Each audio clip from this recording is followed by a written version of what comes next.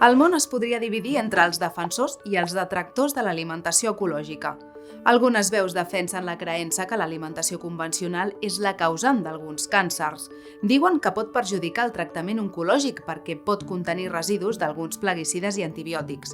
Així que la pregunta és, he de menjar exclusivament productes ecològics durant el tractament? Però és clar, accedir al menjar ecològic no sempre és fàcil ni barat, i això sovint genera angoixa. Doncs has de saber que ara per ara no s'ha demostrat que els aliments orgànics siguin més segurs o nutritius que aquells que es produeixen de manera convencional. De fet, la normativa europea és molt estricta i garanteix la seguretat de tots els aliments, independentment del mètode de producció. El que sí que és cert és que els productes ecològics representen un benefici per a la sostenibilitat del planeta, així que endavant si aquesta és la teva opció i econòmicament t'ho pots permetre. En qualsevol cas, l'alimentació ecològica no és una recomanació mèdica.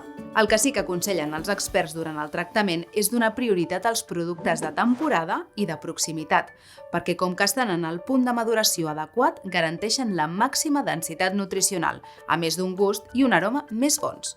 No em direu que té el mateix sabor un tomàquet madurat al sol de l'estiu que un d'hivernacle a l'hivern.